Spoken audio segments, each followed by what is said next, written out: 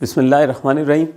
First year students, अपने previous lecture से हमने एक्सरसाइज 6.1 का जो है आगाज़ किया था और उसमें हमने उसके कुछ बेसिक क्वेश्चंस जो हैं वो डिस्कस किए थे।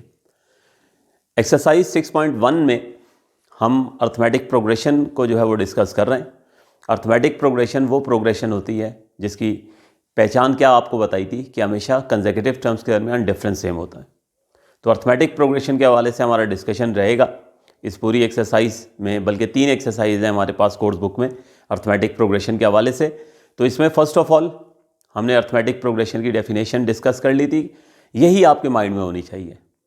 डेफिनेशन से मुराद पहचान आपके दिमाग में होनी चाहिए कि कोई भी ऐसी सीक्वेंस, कोई भी ऐसी सीरीज़, कोई भी ऐसी प्रोग्रेशन कि जिसमें आपको कंसेक्यूटिव टर्म्स के दरमियान डिफरेंस सेम नज़र आ रहा है, वो अर्थमेटिक प्रोग्रेशन कहलाती है। ठीक है, तो उसी के हवाले से डिस्कशन को आगे बढ़ाते हैं और हम क्वेश्चन नंबर 8 को डिस्कस करने वाले।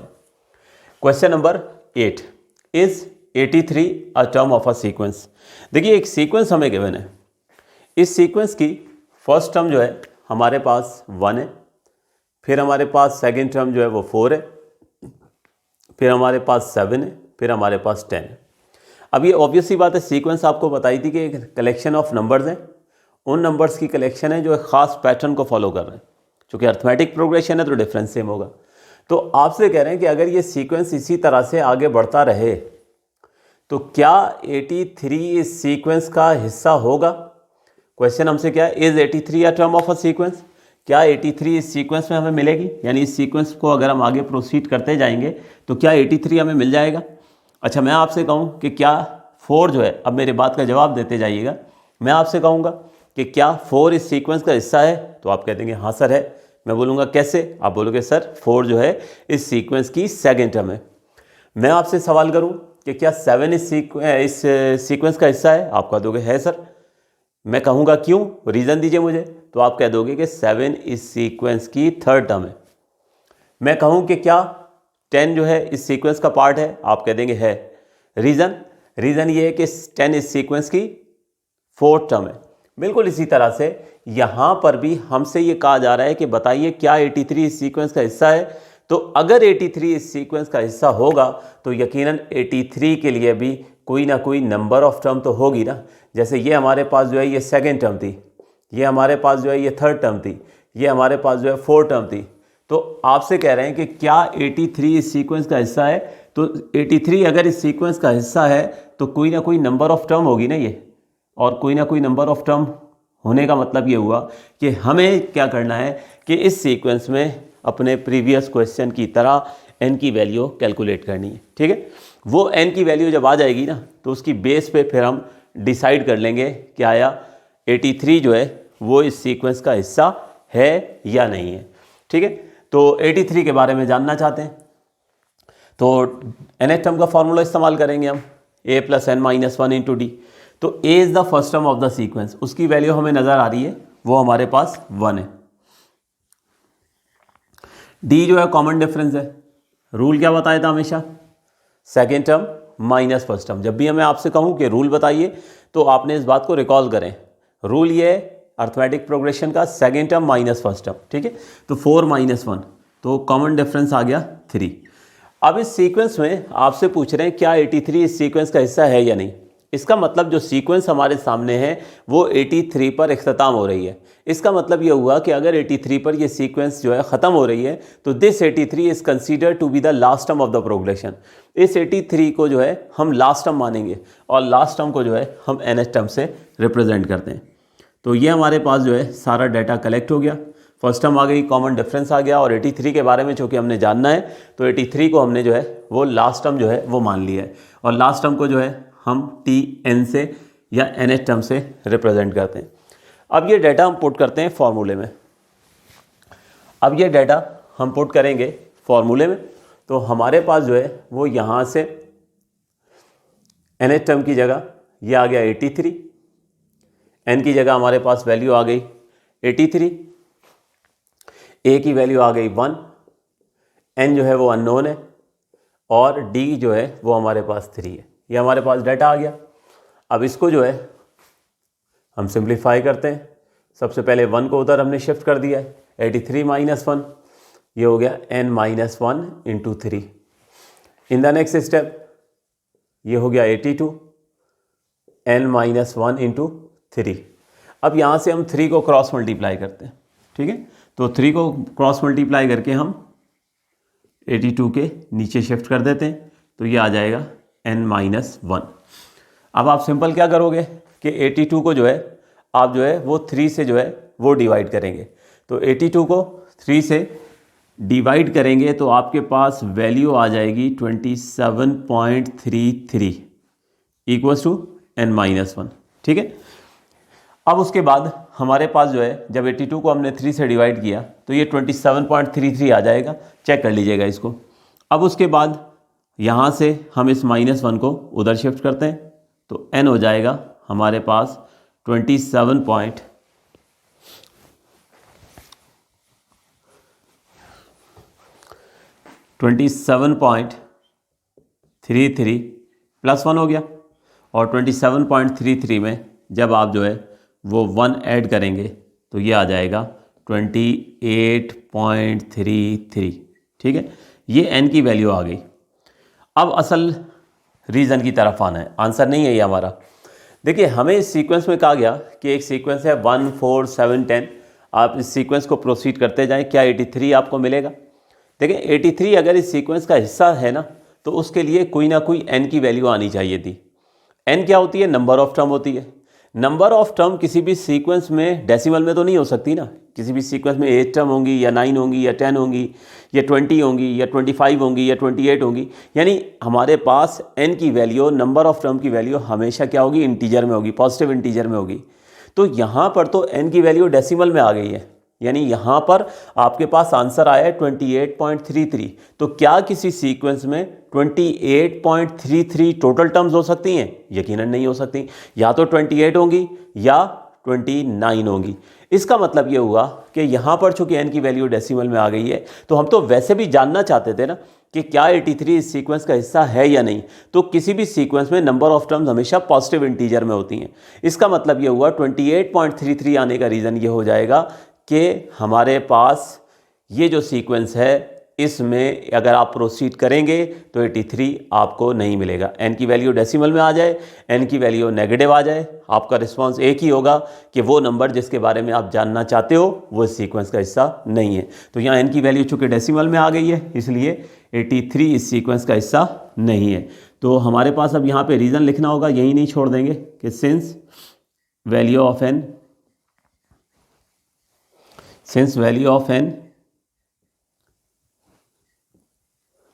इज इन डेसिमल, चूँकि n की वैल्यू जो है वो डेसिमल में, तो therefore 83 is not the term of given sequence. ये बेटे हमारे पास फाइनली ये रिस्पांस लिखना ज़रूरी है, ये रीज़न लिखना ज़रूरी है। तो याद रखिए कि 83 के बारे में हम जानना चाहते थे कि 83 इस सीक्वेंस का हिस्सा है या नहीं।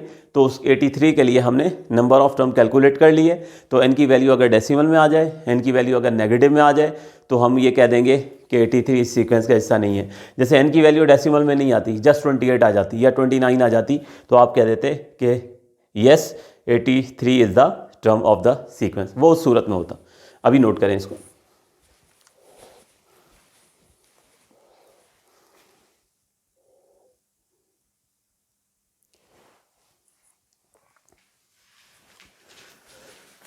ठीक है, तो होप सो क्वेश्चन आपको समझ आ गया होगा। इस क्वेश्चन में हमने ये डिटरमाइन करने की कोशिश की है कि अगर इस सीक्वेंस को आगे हम प्रोसीड करेंगे तो 83 हमें मिलेगा या नहीं मिलेगा। Is 83 a term of a sequence? तो हमने 83 की पोजीशन जानने की कोशिश कर ली कि अगर 83 इस सीक्वेंस का पार्ट है तो उसके लिए कोई ना कोई नंबर ऑफ टर्म होगी। तो n की वैल्यू हमने जो है वो डिटरमाइन की है। तो चूँकि n की वैल्यू डेसिमल में आ गई है तो हमने कह दिया है कि 83 इस सीक्वेंस का पार्ट नहीं है। फॉर एग्जाम्पल अगर ये क्वेश्चन कुछ यूँ होता कि यहाँ पर जो है लेट्स से 82 कर दें, 82 कर दें, इसको बल्कि आप लिख लें क्वेश्चन नंबर 8A के नाम से, जस्ट फॉर प्रैक्टिस, कि क्या 82 इस सीक्वेंस का पार्ट है या नहीं है। तो सारा डाटा तो वही रहेगा, लास्ट टर्म अब 82 हो जाएगी और यहाँ पे हम जो डाटा जो है वो 83 की जगह 82 पुट करेंगे, ठीक है। और यहाँ पे हम जानना चाहेंगे कि क्या 82 इस सीक्वेंस का हिस्सा है या नहीं। तो देखिए लेफ्ट हैंड साइड पर 82 में से क्या होगा, 1 माइनस हो जाएगा, ये बन जाएगा 81। 81 को जब आप 3 से डिवाइड करेंगे, ठीक है, तो ये एग्जैक्टली डिवाइड हो जाएगा। 3 2 ज़ा 6, उसके बाद जो है वो 2 इधर आएगा, 3 7 ज़ा 21। तो ये n की वैल्यू जो है वो क्या आ जाएगी, 27 आ जाएगी। तो जब आप -1 को उधर शिफ्ट करेंगे और आप जो है उसमें 1 ऐड करेंगे तो n की वैल्यू क्या आ गई, 28। ठीक है, तो देखें n की वैल्यू यहाँ क्या आ गई है, इंटीजर में आ गई है ना। इसका मतलब क्या हुआ कि 82 इस सीक्वेंस का हिस्सा है। ठीक है, 82 जो है वो इस सीक्वेंस का हिस्सा है। तो n की वैल्यू नेगेटिव आ जाए या डेसिमल में आ जाए तो आपने क्या रिस्पॉन्स किया था कि 83 इस सीक्वेंस का हिस्सा नहीं है। लेकिन जैसे ही मैंने आपसे 82 के बारे में पूछा तो 82 में देखें n की वैल्यू क्या आ गई है, इंटीजर में आ गई है। तो अब हम यहाँ कह देंगे कि since value of n is in decimal के बजाय आप क्या लिखेंगे, since value of n is in integer, ठीक है, therefore 82 is the term of the given sequence, यानी 82 जो है वो इस सीक्वेंस का हिस्सा होगा। नोट करना चाहें तो कर लें।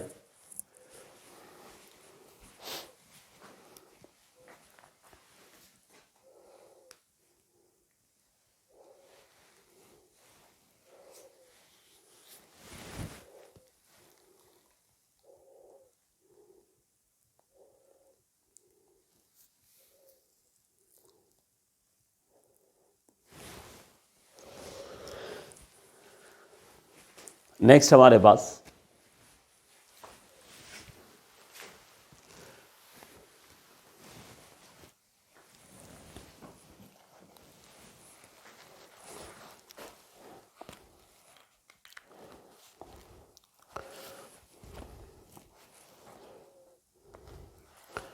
Question number 9। Question number 9,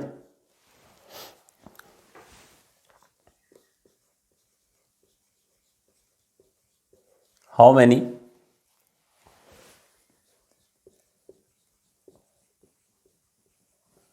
numbers are there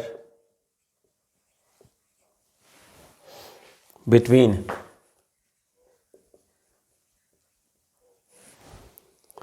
256 and 789 that are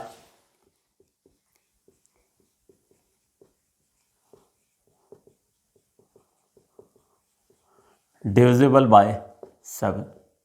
How many numbers are there between 256 and 789 that are divisible by 7?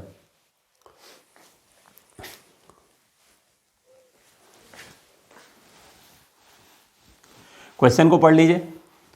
आपसे ये कहा जा रहा है कि बताइए 256 और 789 के दरमियान कितने नंबर ऐसे हैं, कितने नंबर ऐसे हैं, यानी एक बार फिर इस प्रॉब्लम में आपको n की वैल्यू मालूम करनी है। ठीक है, how many numbers are there, how many numbers are there. देखें, सबसे पहले जब तक आप ये फैसला नहीं करेंगे ना कि आपको इस क्वेश्चन में डिटरमाइन क्या करना है, आपको इस क्वेश्चन में फाइंड आउट क्या करना है और क्या क्या डाटा आपको गिवन है, उस वक्त तक आप प्रॉब्लम को समझ नहीं पाएंगे। वर्ड प्रॉब्लम में फोकस करना होता है क्वेश्चन के ऊपर, वर्ड प्रॉब्लम में सुनना होता है कि क्वेश्चन में जो है वो क्या कहा जा रहा है। जब आपको ये बात एक दफ़ा अच्छे से समझ में आ जाएगी ना तो ये टॉपिक मुश्किल नहीं है, ये चैप्टर मुश्किल नहीं है। क्वेश्चन के ऊपर ज़्यादा फोकस करें, क्वेश्चन को रीड करें, कोशिश करें उसकी उर्दू ट्रांसलेशन करें, उसको समझने की कोशिश करें। वर्डिंग को जब आप पढ़ लेंगे तो चीज़ आसान हो जाएगी। तो क्या कह रहे हैं, how many numbers are there, यानी कितने नंबर हैं, और नंबर को तो n से ही रिप्रेजेंट करना है। इसका मतलब यह हुआ कि n की वैल्यू फाइंड आउट करनी है। कौन से number, how many numbers are there, कौन से नंबर बिटवीन 256 एंड 789, जो 256 और 789 के दरमियान हो। इसका मतलब यह हुआ कि दरमियान का मतलब यह हुआ कि 256 और 789 खुद शामिल नहीं है, उसके दरमियान कह दिया, उसके दरमियान कह दिया। How many numbers are there between 256 and 789, between 256 and 789, 256 और 789 के दरमियान बताइए कितने नंबर हैं जो 7 से डिवाइड हो जाते हैं। तो 7 से डिविजिबल जो कहा गया है ना, एक बात समझ लीजिए, 7 से डिविजिबल का मतलब ये हुआ कि 7 से एग्जैक्टली डिविजिबल कितने हैं, 7 से एग्जैक्टली डिविजिबल कितने हैं, यानी 256 और 789 ने एक रेंज दे दी है। बिटवीन का मतलब ये हुआ कि 256 और 789 शामिल नहीं है, यानी 256 से बड़े होने चाहिए, 789 से छोटे होने चाहिए। 256 से बड़े हों और 789 से छोटे हों, यानी इनके दरमियान कितने नंबर ऐसे हैं जो 7 से एग्जैक्टली डिवाइड हो जाते हैं। इसका मतलब ये हुआ कि सबसे पहले तो हमें करना क्या होगा कि उन नंबरों को सॉर्टिंग करनी होगी। इस रेंज में से ना 256 और 789 में से हमें उन नंबरों को इकट्ठा कर लेना होगा कि जो 7 से एग्जैक्टली डिवाइड हो जाते हैं, फिर उनको काउंट कर लेंगे। देखिए स्टूडेंट्स, ये बिल्कुल इसी तरीके से कि मेरे सामने क्लास बैठी है, मैं कहता हूँ कि इस क्लास में कितने स्टूडेंट्स ऐसे हैं कि जिनके नाम अल्फ़ाबेट ए से स्टार्ट होते हैं। तो हमें क्या करना पड़ेगा, हमें इस क्लास में सबसे पहले वो तमाम स्टूडेंट्स जिनके नाम अल्फ़ाबेट ए से स्टार्ट होते हैं उनको पूरी क्लास से अलहदा कर लेना होगा। मैं कहूँगा हाँ भाई कितने लोग हैं कि जिनका नाम अल्फ़ाबेट ए से स्टार्ट हो रहा है, ठीक है। कुछ स्टूडेंट्स ने हाथ उठाया, मैंने कहा चलें आप ऐसा करें, आप सारे यहाँ बाहर आ जाएं, ठीक है। बाकी क्लास छोड़ दी, बाकी सारे स्टूडेंट्स आ गए आपके सामने। जब वो सारे स्टूडेंट्स आ गए तो उनको हम काउंट कर लेंगे, ऐसा ही है ना। तो बिल्कुल यहाँ पर भी तो ऐसा करना है ना। हमें कह रहे हैं कि 256 और 789 के दरमियान उन नंबरों की तादाद बता दो जो 7 से एग्जैक्टली डिवाइड हो जाते हैं। इसका मतलब है कि हमें पहले चेक करके 1 बाय 1 हमें उन सब नंबरों को कलेक्ट कर लेना है, यानी उन नंबरों की सीक्वेंस बना लेनी है और फिर उनको काउंट कर लेंगे हम। तो देखिए 256 से बड़े कहा था ना, तो 256 से बड़ा नंबर है 257। जब आप इसको 7 से डिवाइड करते हो तो आंसर डेसिमल में आ जाता है, इसलिए ये हमारा नंबर नहीं है। दूसरा नंबर 258 है, उसको आप 7 से डिवाइड करोगे कैलकुलेटर से तो डेसिमल में आ जाएगा, एग्जैक्टली 7 से डिवाइड नहीं होगा, इसको भी रिजेक्ट कर दिया। अगला नंबर है 259, इसको आपने 7 से डिवाइड करेंगे एग्जैक्टली डिवाइड हो जाएगा, डेसिमल में नहीं आएगा। इसका मतलब ये पहला नंबर आ गया हमारे पास कि जो 7 से एग्जैक्टली डिवाइड हो रहा है। अब एक नंबर मिल गया, अब हर नंबर को चेक करने की ज़रूरत थोड़ी है। देखें थोड़ा सा इंटेलिजेंटली बिहेव करें। आपको कहा गया है कि डिविजिबल बाय 7, तो देखिए जो भी नंबर डिविजिबल बाय 7 होंगे ना वो 7 के डिफरेंस पर होंगे। जैसे जितना भी नंबर 2 से डिविजिबल है वो 2 के डिफरेंस पर होते हैं ना, 2, 4, 6, 8, ये सारे नंबर 2 से डिवाइड हो रहे हैं, लेकिन इनका डिफरेंस भी आपस में कितना है, 2 है। 5, 10, 15, इन सब में आप देखें ये सब 5 से डिवाइड हो रहे हैं, इनका आपस का डिफरेंस भी कितना है, 5 है। बिल्कुल इसी तरह से ये नंबर अगर डिविजिबल बाय 7 है तो इनका डिफरेंस भी तो 7 होगा। यानी अगर एक नंबर 259 है, बस ये आपको तलाश करना है, ये तलाश कर लिया तो अगले नंबर 259 में आप 7 ऐड कर लें। तो 259 में जैसे ही आप 7 ऐड करोगे तो अगला नंबर आपको मिल जाएगा 266, जो 7 से डिवाइड हो रहा होगा, ठीक है। बीच के बहुत सारे नंबर नहीं डिवाइड हो रहे होंगे। फिर और अगला नंबर चाहिए, फिर 266 में जो है आप 7 जो है वो ऐड कर लें। तो 266 में आप 7 ऐड करते हैं तो वो हमारे पास जो है वो 274 हो जाएगा, ठीक है ना। नहीं सॉरी 266 में, ठीक है, ये देखें 7 ऐड करेंगे तो 13, हमारे पास ये 273 हो जाएगा। ये हमारे पास तीसरा नंबर आ गया।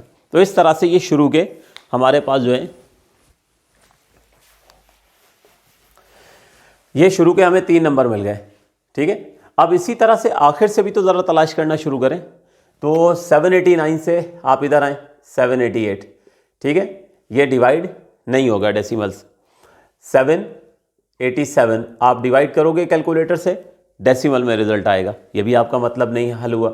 786 ये आप डिवाइड करेंगे डेसिमल में आ जाएगा। 785 इसे आप जो है वो डिवाइड करेंगे 7 से, डेसिमल में आ जाएगा। 784 आपको आखिर से वो नंबर मिलेगा कि जो 7 से डिवाइड हो रहा है। इसका मतलब ये हुआ कि आपने शुरू से 3 नंबर मालूम कर लिए और आखिर से भी तो आपने चेक करना था ना, क्योंकि इस रेंज के दरमियान कहा गया था। इसका मतलब ये हुआ कि आपने बेटे ये आइडेंटिफाई कर लिया कि इस रेंज में पहला नंबर 259 है जो 7 से डिवाइड हो रहा है, दूसरा नंबर 266 है, तीसरा 273 है, और इसी तरह आखिर में 784 वो नंबर होगा जो 7 से डिवाइड हो जाएगा, ठीक है। उधर से हमने रिवर्स चेक करना शुरू किया तो 784 जो है वो पता चल गया। इस 84 के बाद 85, 86, 87, 88 जो है वो डिवाइड एग्जैक्टली नहीं होंगे, आगे तो रेंज ही ख़त्म हो जाएगी। तो इसका मतलब ये हुआ कि इस चीज़ के मुताबिक अब हम क्या करते हैं कि सीक्वेंस बना लेते हैं नंबर्स की जो 7 से डिवाइड हो रहे हैं। The sequence of numbers which are exactly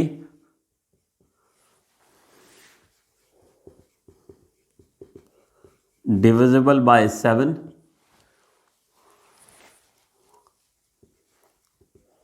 lying between 256 and 789 is, ठीक है। 250 हमारे पास 59 पहला नंबर हो गया, 266 हमारे पास सेकंड नंबर है, 273 हमारे पास थर्ड नंबर है, और इसी तरह से लास्ट हमारे पास जो है वो 784 है। तो ये हमारे पास बेटे वो सारे नंबर्स आ गए जो 7 से डिवाइड हो जाते हैं। पहला नंबर 259 है और उसके बाद चलते चलते 784 आपको उस रेंज के अंदर आखिरी नंबर मिलता है कि जो 7 से एग्जैक्टली डिवाइड हो जाता है। यानी इसका मतलब ये हुआ कि सबसे पहले जो है जब भी कोई रेंज आपको दी जाएगी तो उस रेंज में आपने उन नंबरों को ढूंढ कर सीक्वेंस बना लेनी है जो 7 से डिवाइड हो रहे हैं, ठीक है ना। जैसे हमारे पास जो है वो यहाँ पर ये कहा गया था कि 256 और 789 के दरमियान हो। तो इस बात को अच्छे से समझ लीजिए कि 256 और 789 के बिटवीन का मतलब 256 से बड़े होने चाहिए और 789 से छोटे होने चाहिए, ठीक है। तो मुझे तो मेमोरी में ये सारे नंबर्स हैं, फिक्स्ड हैं, तो मैं तो डायरेक्ट मुझे चेक करने की ज़रूरत नहीं है, लेकिन आपको कैलकुलेटर से बासानी आप चेक कर सकते हो, ठीक है। 256 से शुरू हो जाएं आप, 257, 258, 259 और चेक करते चले जाएं। तो हमें तो वो नंबर चाहिए ना जो एग्जैक्टली डिवाइड हो जाते हैं। तो 259 आपको पहला नंबर मिल जाएगा जो एग्जैक्टली डिवाइड हो रहा है, फिर 266 दूसरा मिल जाएगा जो एग्जैक्टली डिवाइड हो रहा है, फिर 273 तीसरा मिल जाएगा जो एग्जैक्टली डिवाइड हो रहा है। इसी तरह इधर से लास्ट जो है बाउंड्री जो है वहाँ से भी तो हमने चेक करना है ना, आखिरी टर्म भी तो हमें चाहिए, आखिरी नंबर भी तो चाहिए उस रेंज में जो 7 से डिवाइड हो रहा है, तो वो 784 मिल गया। बस अब nth टर्म का फार्मूला हमने इस्तेमाल करना है, ठीक है, और वहाँ से n की वैल्यू मालूम करनी है। पहले ही हम डिसाइड कर चुके हैं कि इस प्रॉब्लम में n की वैल्यू मालूम करनी है, हाउ मैनी नंबर्स हमें कहा गया था, ठीक है। तो ये यकीनन हमारे पास जो है यहाँ लिख देते हैं कि ये हमारे पास जो है यकीनन डिफरेंस जो कि सेम चल रहा है, तो ये AP है। AP होने की बिना पर हम nth टर्म का फार्मूला जो है वो इस्तेमाल करेंगे। nth टर्म का फार्मूला है A + n-1 इंटू डी, ठीक है। अब डाटा मेंशन कर लेते हैं। A is the first term of the sequence, उसकी वैल्यू आप देख रहे हो 259 है। कॉमन डिफरेंस निकालने का रूल क्या बताया था, second term minus first term, ठीक है। तो second term minus first term आप करोगे तो डिफरेंस आ जाएगा आपके पास 7। अच्छा, अब यहाँ से आप चलते चले जाएं तो ये आखिरी नंबर है ना जो 7 से एग्जैक्टली डिवाइड हो रहा है उस रेंज में, यानी लास्ट टर्म है, और लास्ट टर्म को हम TN से रिप्रेजेंट करते हैं। तो ये सारा डाटा हमारे पास आ चुका है। अब इन वैल्यूज़ को हमने पुट करना है nth टर्म के फार्मूले में और वहाँ से n की वैल्यू जो है वो कैलकुलेट करनी है। तो पुट करते हैं। तो nth टर्म की जगह ये आ गया हमारे पास 784, A की वैल्यू आ गई 259, n अननोन है और कॉमन डिफरेंस आ गया 7। बस अब इसकी कैलकुलेशन करते हैं। तो 784 माइनस 259 ये हो गया 7 इंटू n-1। 7 पहले लिख लें n-1 से जब भी ठीक है। अब यहाँ से आप जो है वो सब्ट्रैक्ट करोगे 784 में से, तो ये 525 आ जाएगा, ठीक हो गया। 784 में से 259 माइनस किया। अगले स्टेप में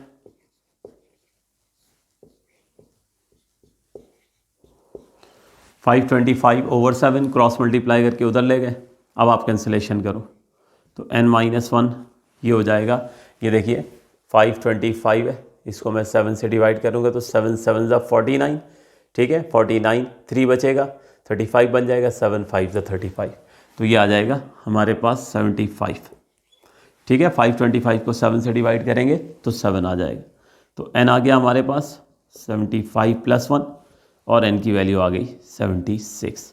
तो क्वेश्चन आपके पास क्या था, how many numbers are there between 256 and 789 that are exactly divisible by 7, यानी 256 और 789 के दरमियान कितने नंबर ऐसे हैं जो 7 से डिवाइड हो जाते हैं। 7 से डिवाइड होने से मुराद ये थी कि एग्जैक्टली 7 से डिवाइड हो जाते हैं। ठीक है, तो इसका मतलब ये हुआ कि हमारे पास आंसर आ गया 76, यानी हमारे पास 76 नंबर्स ऐसे हैं जो एग्जैक्टली 7 से डिवाइड हो रहे हैं उस गिवन रेंज में। नोट कीजिए।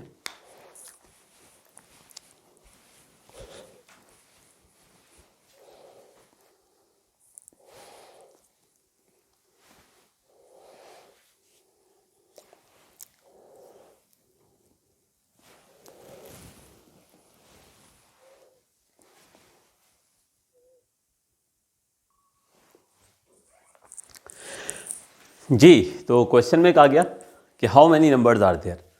तो सबसे पहला बस काम यही है कि उस गिवन रेंज में जो है ना आप उन नंबरों को तलाश कर लो। ठीक है, और उसके बाद उसको काउंटिंग करने के लिए nth टर्म का फार्मूला इस्तेमाल किया है, तो आंसर हमें मिला है 76। इंपॉर्टेंट क्वेश्चन है ये।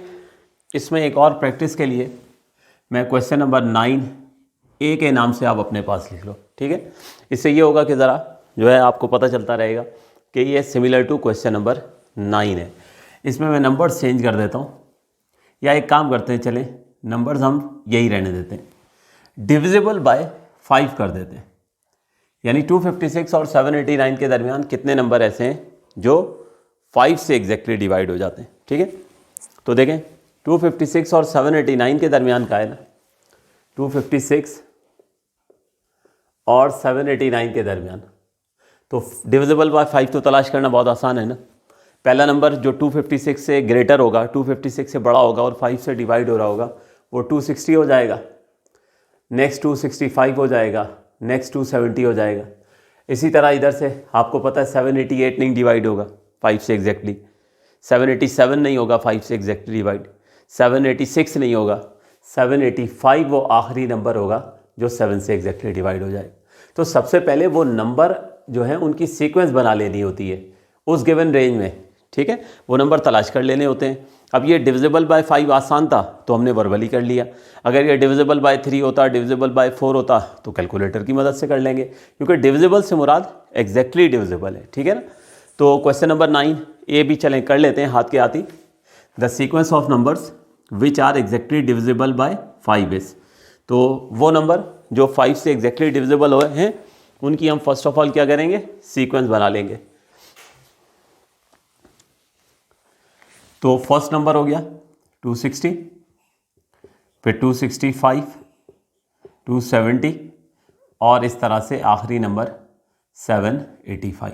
ये अब आपके सामने स्टूडेंट्स वो तमाम नंबर्स आ चुके हैं जो 5 से एग्जैक्टली डिवाइड हो रहे हैं। अब सिर्फ इनको काउंट करना है।